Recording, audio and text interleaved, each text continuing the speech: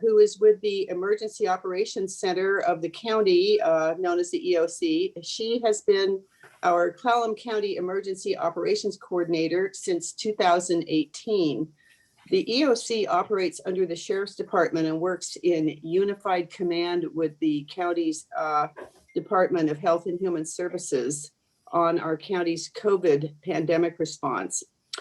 Anne and her family came to Cllam County in 1990, originally from Massachusetts, and got into emergency management from her background in emergency medical services and working with volunteer, fire departments.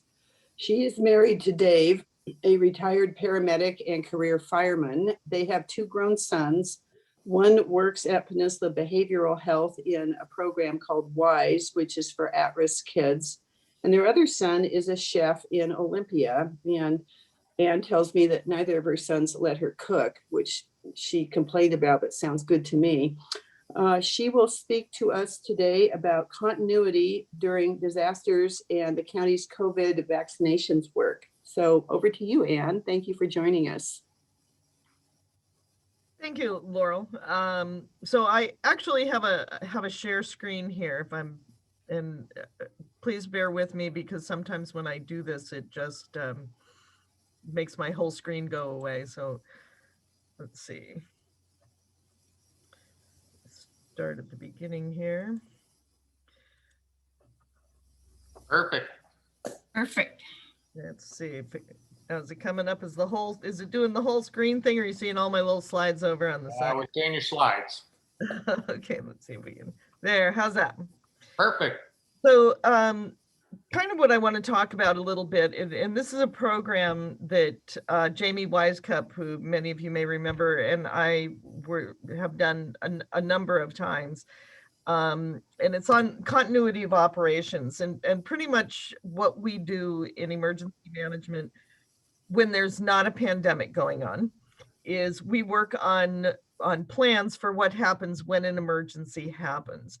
And there is this is a little device that one of my colleagues at the state came up with where we're talking about, people say I'm prepared or I'm not prepared, and it really isn't so much a yes or no question. And we've sort of came up with this idea of the preparedness continuum, because it's a constant process. Having nothing, I've just started, I put together, I've got some extra water in my house. Whether or not you're following one of the programs that we have, like being 2 weeks ready, which we were pushing very much for the Cascadia earthquake. The rule is that if the Cascadia subduction zone, or when the Cascadia subduction zone unzips, that we could be completely and totally on our own for at least 2 weeks. There are some that say it could last up to 30 days before we're starting to see anything coming in from the I-5 corridor.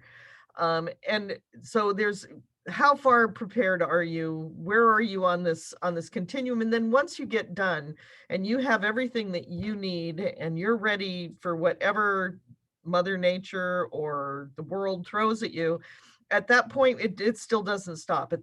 That's when we want you to start helping to reach out and make sure your family members are also, your neighbors are also prepared. And there's an expression called whole community, and it's something that we have really, really taken to heart at Cllam County. And it's a FEMA program, or a FEMA definition. And there's a legal definition of what it is up there. But basically, in the past, all the emergency plans and a lot of planning happened sort of in the ivory tower. The bureaucrats would get together and decide how we were going to do a response to whatever the emergency was. And with things like Hurricane Sandy and Katrina and 9/11 and so many different disasters that we have had to respond to in recent history, what we found and what FEMA discovered was that the communities that came back the fastest and the best and needed the least from the federal government were the ones that really acknowledged that what their community was. If you had a really strong community identity, you seem to come back from it further.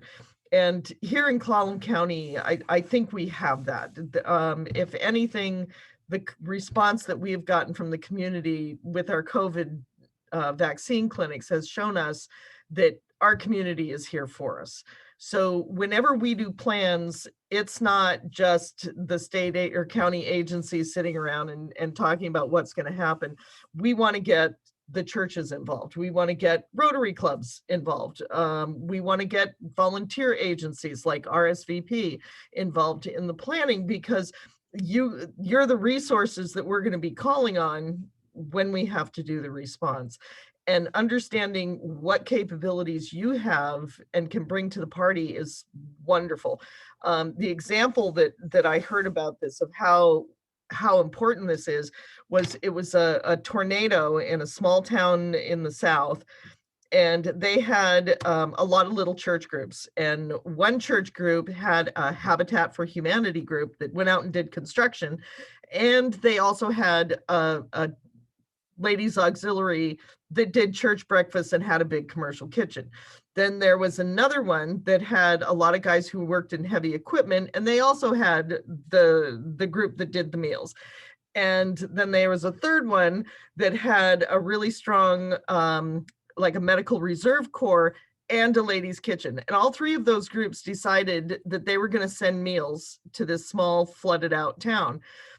So what they ended up with was more meals than they could possibly use. A lot of it went to waste, and yet they didn't get those other assets that these agencies had. And had they been involved in the planning process, and had they been involved, more in on the planning of it, we could have gotten those construction guys from the Habitat group. They could have gotten the heavy equipment from the other group, and then had the third one go and do the ladies and do the meals. And instead, they all decided, well, with good intentions, that this is what they were going to do.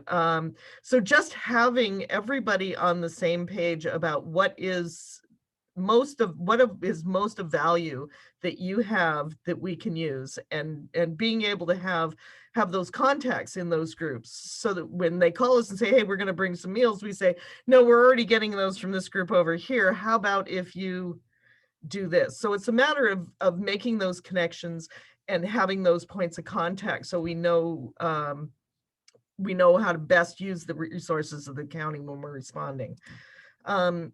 This is one of my favorite expressions, and that's the definition of resilience. And it's the capacity of people, organizations, or systems to adapt to changing conditions and withstand and rapidly recover from disruption due to emergencies.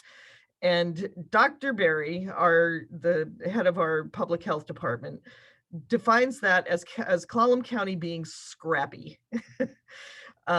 We have had some real challenges in this response, and we have stood up to every single one of them. And that is because we do have that resilience. This is a pre-COVID slide that has, I think, really defines what makes up our county. Small business is very important. And there are statistics about what happens when a disaster hits. They are 50% of all private sector workers. They are absolutely the heart of every small community. The statistic at the top is one that really hit me, and that's 40% of small businesses closed by disasters never reopen, and 25% that do reopen fail within a year. This is a fact that we are seeing unfold right now across the country. And while it's important to work on the vaccines, and it's important to work on testing and social distancing and the contact tracing and all the things that we're doing to keep the pandemic under control, we also need to deal with what happens economically within our county as a result of a disaster. And COVID has been absolutely horrendous on the county, and the impact on small business has been huge. And that is a drop in the bucket compared to what's going to happen during Cascadia. We have sort of an informal slogan that we're using here in the EOC right now, and our Sergeant Keegan, who's our staff sergeant, has translated it into Latin, and I don't have the Latin translation with me right now, but it was basically, we were planning on an earthquake, and instead what we got was a pandemic.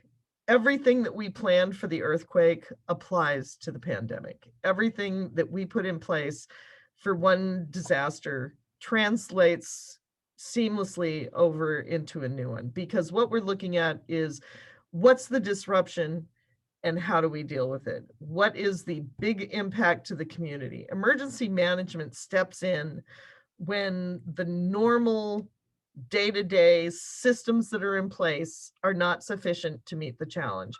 And that is absolutely what's happened during this pandemic. So we're now about 350 days that our EOC has been activated. We activated on the 2nd of March of 2020. We have state ordered business closures, worldwide shortages of PPE. That's personal protective equipment. That's gloves and masks and hand sanitizer and surgical gowns and stuff like that keeps our healthcare workers safe. Our state was the first case in the nation, so we were kind of the first one to do it, and so we didn't have the example from other states. Now, if we had a hurricane, we'd be looking at everything they do in the South and have been doing in the South for years. If we have a tornado like we had in Kitsap last year, we would look at Tornado Alley and see what do they do in responding to tornadoes. But we were the first one to do this, and we haven't had a pandemic like this since the early 1900s. So we were kind of making things up as we went. The other thing was the information was changing and evolving. We never knew what was going on from day to day to day to day. And every day we'd get on the news and we would see what the latest discovery was. And then as the science is being developed and as they're doing the research, having to wait and see how that evolved and how that changed the way we did business. When we first started out, it was absolutely believed that if you were asymptomatic, you could not pass on COVID. And now we know for an absolute fact that the first 48 hours before you develop symptoms, you are at your most contagious. That was huge. And it changed the way we did and had to do a lot of things. And because this was happening it wasn't just even across the nation, it was happening across the world. There was a lot of competition for everything that we had going on that was gonna help people. When you look at small business loans and stuff like that, everybody needed one. It wasn't just, the people that live along this riverbank or the people that had this type of business. Everybody needed the help. So it's still better than Cascadia because we had an intact power grid. Our transportation was unaffected. We couldn't get masks, but once we got them, we were perfectly able to get trucks to bring them to us. We had internet access. We were able to talk to each other, which was kind of a double-edged sword because social media is a thing. Our communication grid was intact, so when we needed to put messaging out to people, we had a mechanism for doing that. And Cllam was not the first or hardest hit. Cllam actually, it was sort of a double-edged sword where our initial cases were really, really small. And we still are. When you look at, compared to the state, the number of cases per 100,000 that we have is small. The number of, the rate of infection we have had some spikes. We have had some significant outbreaks. But when you look at how they compare per capita to the rest of the state, we have actually done very, very well. And the state was able eventually to provide us some assistance. So there were a lot of things here that kind of stood us in good stead to respond to this. So I keep talking about Cascadia, and that's assuming that everybody understands what that is.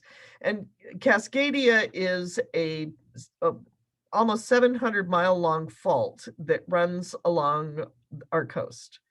And it is overdue to release. And when we do, it could be up to a 9.0 earthquake. Now, one of the things that they're saying now, there's some more information about it, that it may not be what they call a full rip, where the entire subduction zone drops. It may just be a partial one. It may, and if it starts in California and goes north, we're going to have a certain level of effect from it. If it starts at the north end and goes south, our effects were going to be more severe than they will be in California. Or it could be a full rip and it can wipe out everything from the north to the south. And we're talking about a 6-foot drop in elevation, which is a significant amount. Geologists don't talk in feet. They typically talk in inches.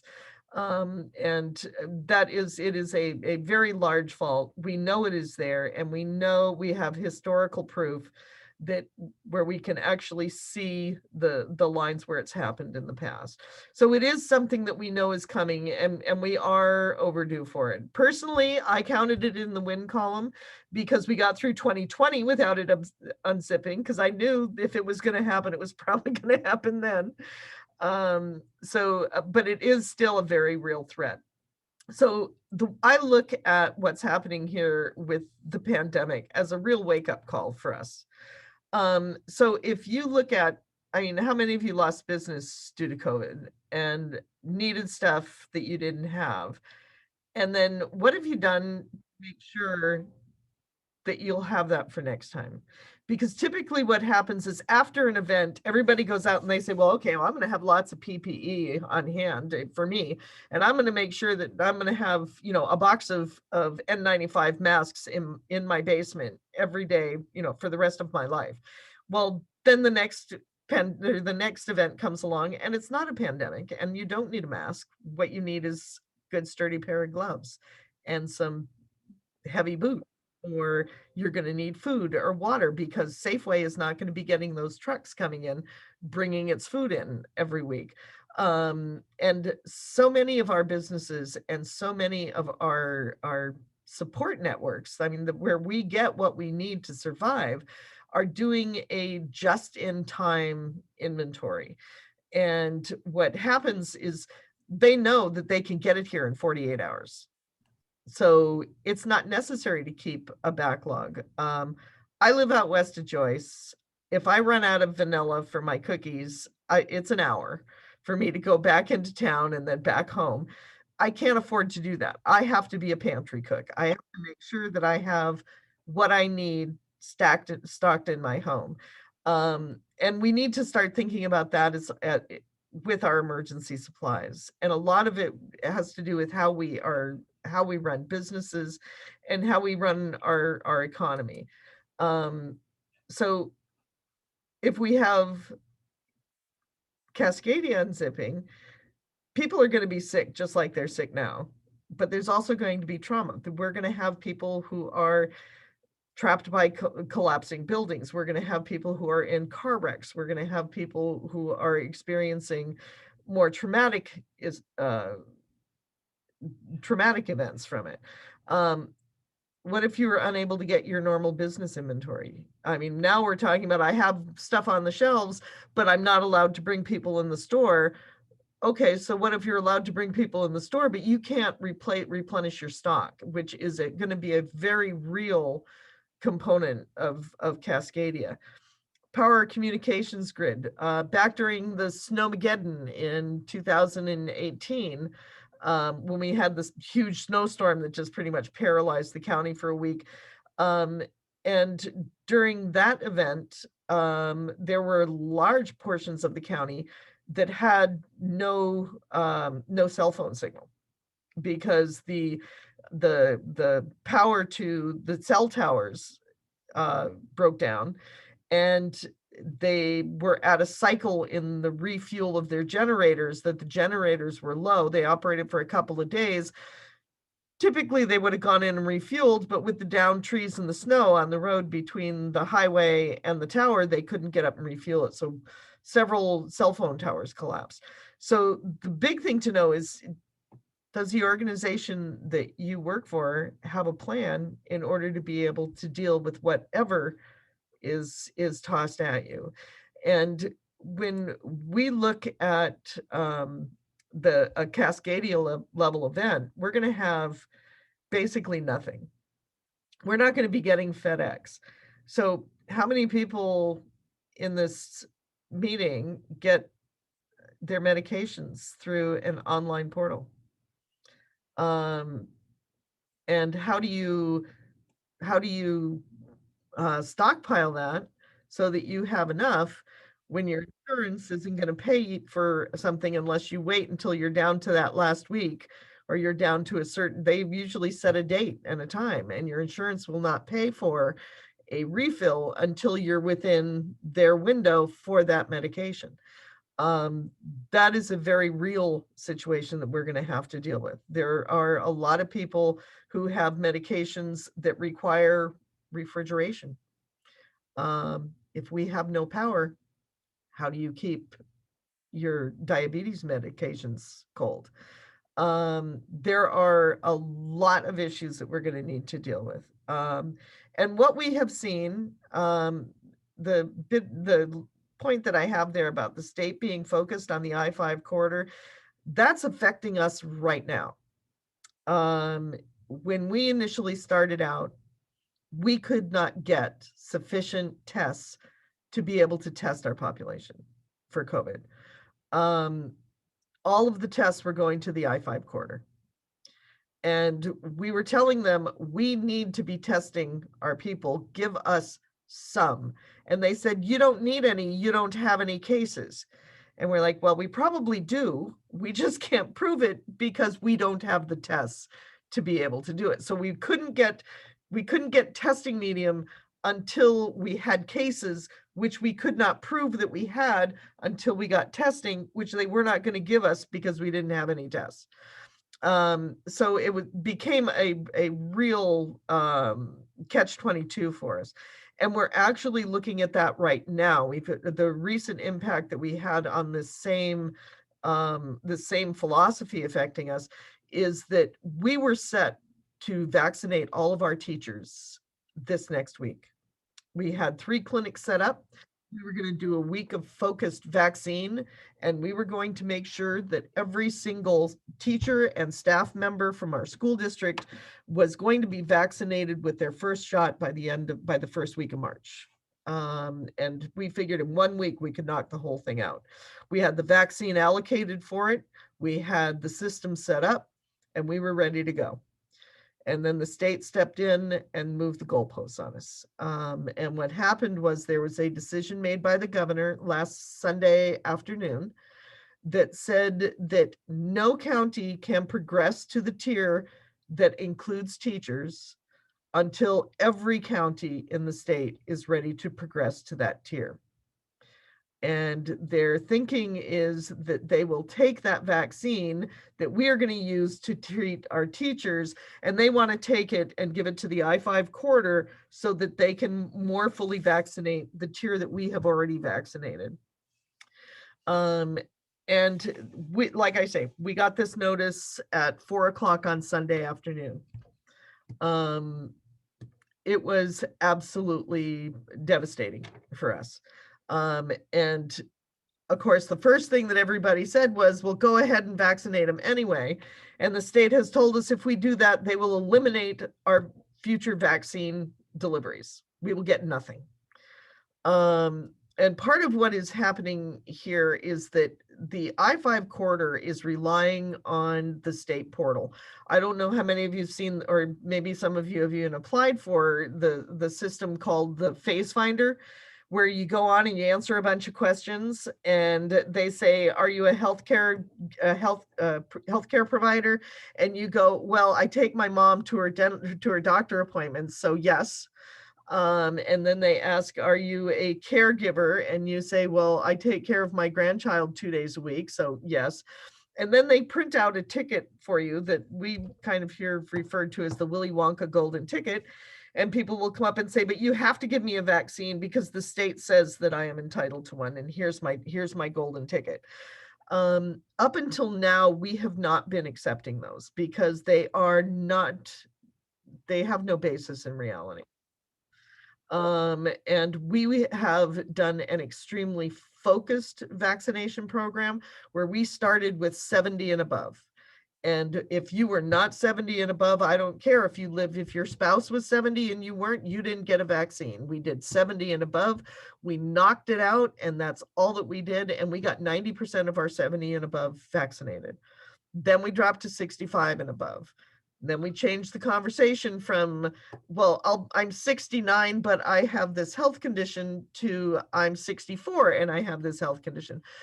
But we hung fast with the 65, and we are now at the point where we have a significant percentage of our 65 plus.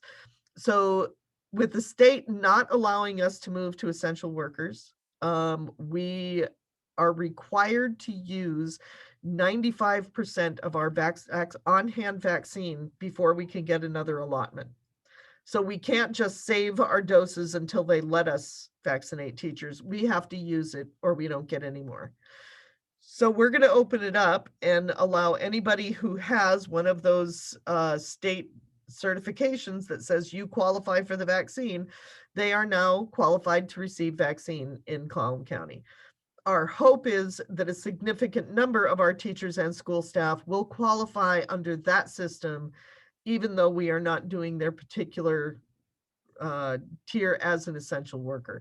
And we're hoping that there'll be enough overflow that we'll be able to get enough of the teachers vaccinated. But it goes back to that point of when the state is looking at the decision that they're making in response to a statewide issue, the I-5 corridor being where the money is, being where all the transportation hubs are, being where all of the major industry is, they are the loudest voice in the room, and they will always get a little heavier focus than what we will get out here in Cllam, which is why we have to be scrappy.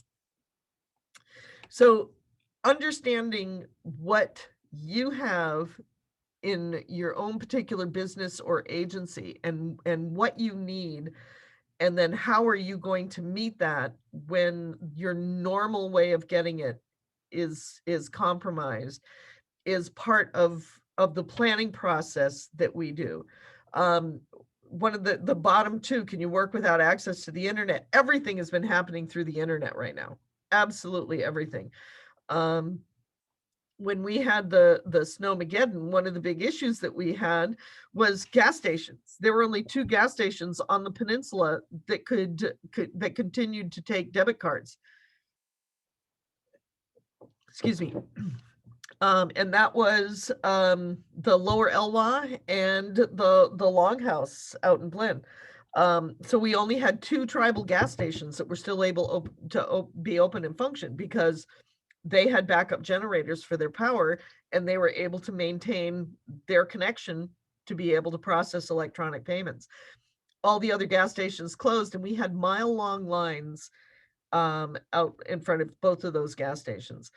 And then we were at a point. Now, luckily, that was a temporary thing. It was a short-lived thing, and the road, the snow was going to clear, and the trucks were going to come back with more gas. But Lower Elwha was at the point where they were making the decision of how much longer can we keep using our generator for this gas station and not pull back and save the fuel that we have to keeping our elders warm.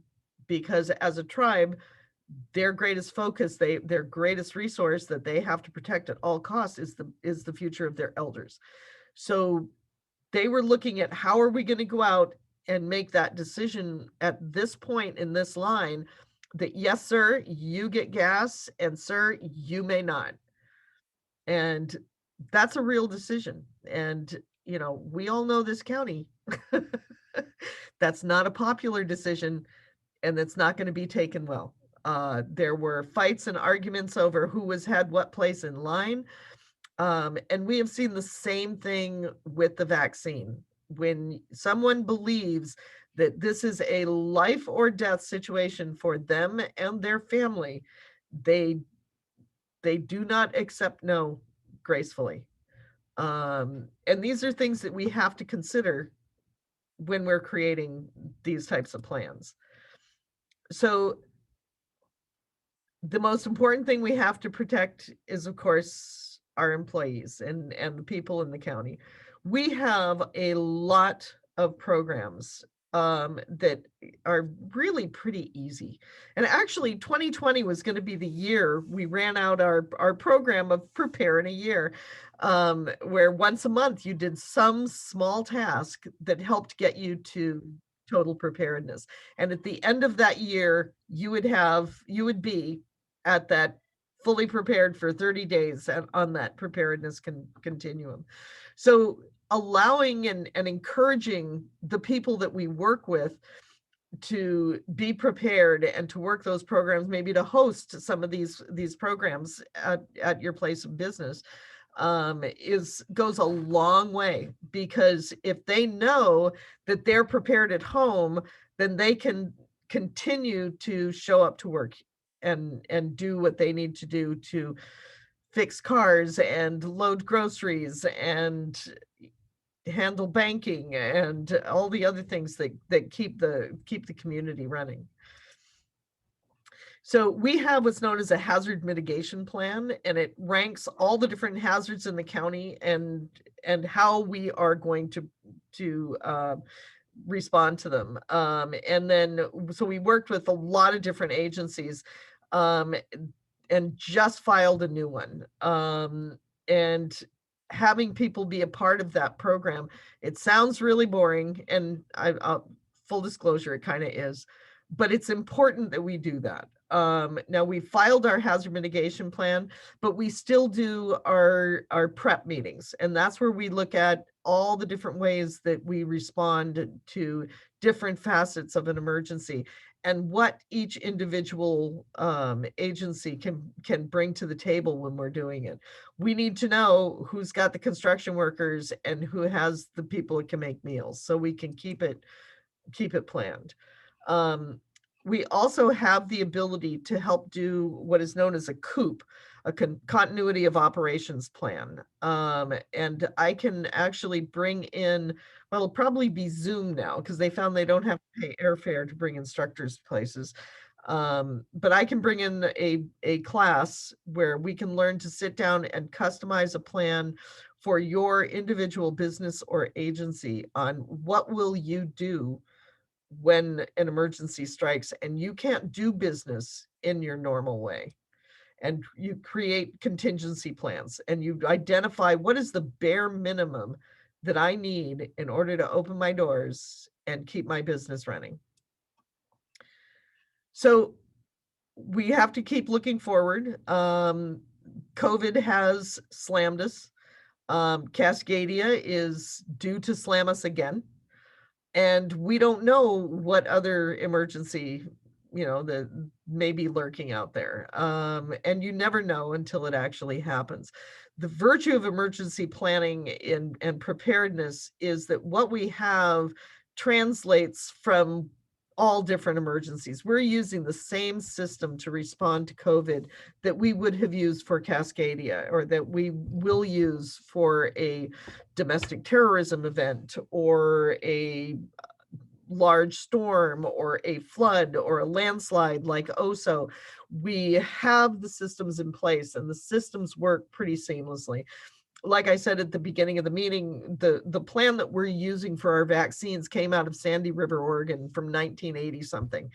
And we just took, it's basically a plug and play. We take that system and we put it into effect. Now, right now we're using it to hand out vaccines. Prior to that, we used that same plan to design how the food banks did the food drops that we have both in Sequim and Port Angeles, and they're also using a similar system out in Forks and Clallam Bay. It doesn't matter whether or not we're handing out food, vaccine, water, clothing, emergency supplies. We still use the same system for dispensing it. So the plan is important. The planning process is important. I'm on social media a lot, and I hear a lot of people complaining about how they can't get their business open. And the question that I always ask is, are you using this time to figure out how you're going to survive the next emergency? If you're not able to open your doors, this is a perfect time to be able to address how you're gonna plan for this type of thing happening again. Because the one thing that we know is that something else will happen. It always will. We live in a physical world, and it has some changes, you know, some things that happen, and the biggest being that that large ticking bomb that we have off the end of our coast. So we're here to help provide the resources to be able to do that. And right now, the biggest lack that we have in all of our planning programs and all of our operational area meetings and everything else, the one part of that whole community that we have had difficulty getting to the table is business. And the reason is because, I mean, how many of you, you're having this meeting at 7 o'clock in the morning because you guys have work to do during the day. Putting one more meeting on your plate is a lift. I know that it is, but it is extremely important that we get your input. We don't want to make these decisions without knowing how it's going to impact our local businesses and our local business people. And we need to have that representation. And, you know, even if we can get people from, you know, some of the different organizations and some of the different service clubs, if one person from that group can be a part of our discussion and part of our meetings and be able to take that information back and disseminate it to the larger audience, that would be hugely helpful for us. So that's basically my presentation. Let me see how I get back to the not screen sharing anymore. Did I? And the slideshow, click to stop share. There we go. So questions, comments? I have one. How soon do you think the EOC will be able to move out of the courthouse basement? Okay, tacky question, sorry. Yeah, no, fabulous question. Fairly soon. We have a plan. We have a design. We have a commitment from the county commissioners. One of the issues that we have had with that has been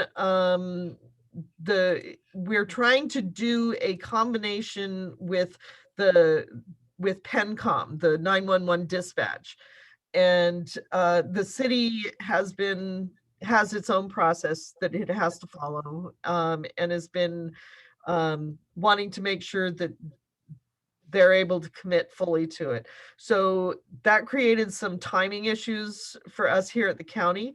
So we now have a plan that is a modular plan. So if we want to do it at the same time, that's fine. We can do that. If not, the EOC can go ahead without waiting for that, for their inclusion.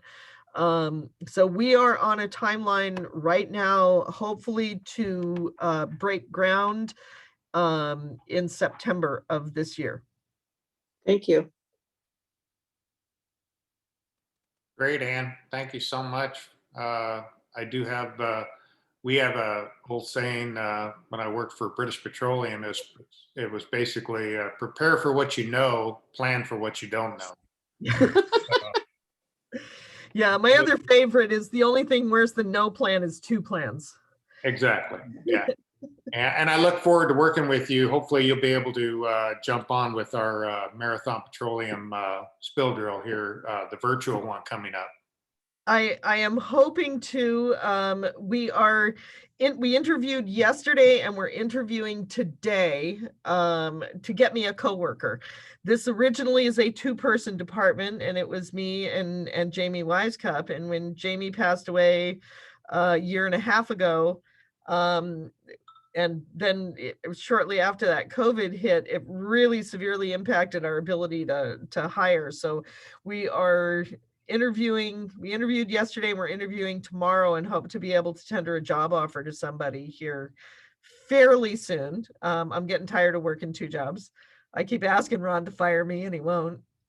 He told me that he's going to get fired before I will. So yeah, those 10-hour days, 7 days a week are getting a little old.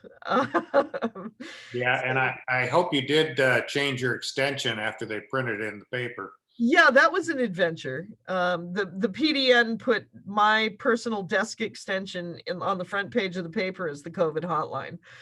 And that was a really exciting couple of weeks. And we have one of the groups I really want to give a shout out to is RSVP. I don't know how many of you know of this organization or work with them. It's the Retired Senior Volunteer Pool. And they are a federally funded group that is basically an employment agency for retired people who want to do volunteer work in their community. And they have helped me staff my call center. And oh my gosh, those people have been saints.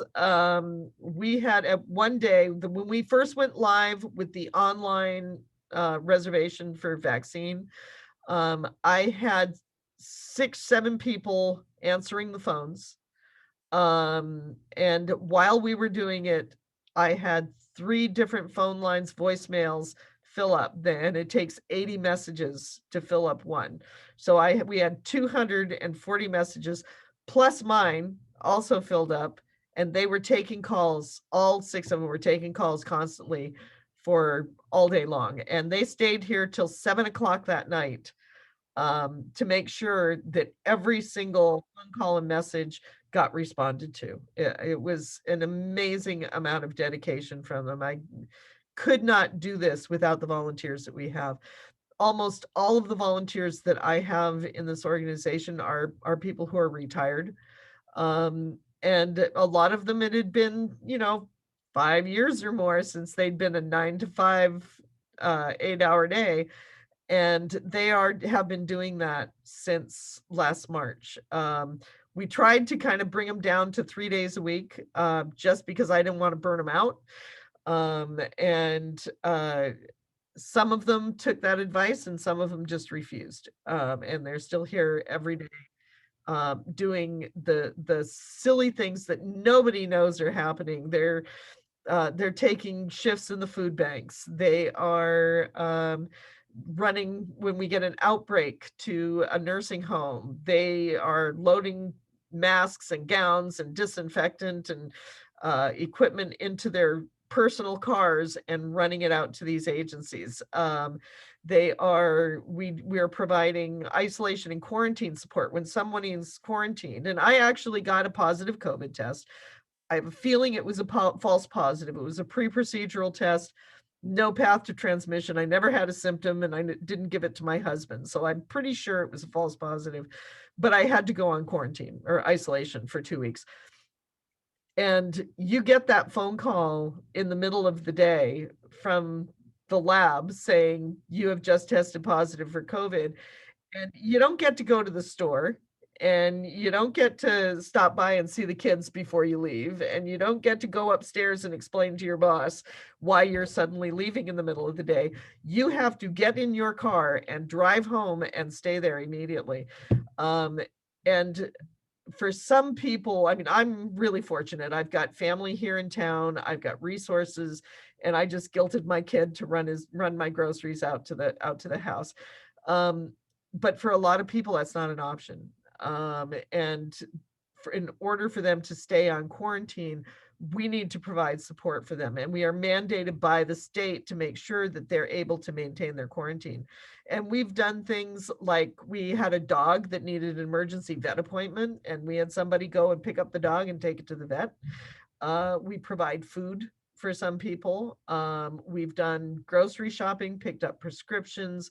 One was a young mom with a number of small children, and she had COVID, and then some of them actually got COVID. So she was quarantined for a total, I think it was about 28 days. And once the last kid finally got into it, started doing it and started their 14 days, she had just one request, and that is they need a new video game. Because they've already played everything that they have, and they can't go anywhere, and they can't talk. So we bought them a new video game. So it's a wide variety of things. I think the weirdest one was we had to get mouse food. I didn't know that was a thing. But somebody had pet mice and they couldn't get out to the store to get mouse food. So that has been 100% volunteer that has been doing that. The funding for it comes from the Department of Health, so we're not using county funds to go buy mouse food.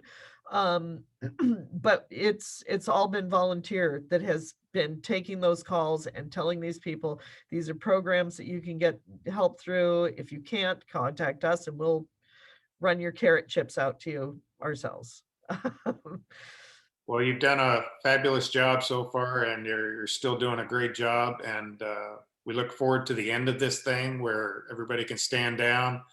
And we thank you for your dedication to your job, and you've done a wonderful job, and all your volunteers and stuff. So we can't thank you enough. But it's a hopefully we'll get through this, and we won't have to see it again for another couple of decades. Yep, that's my hope.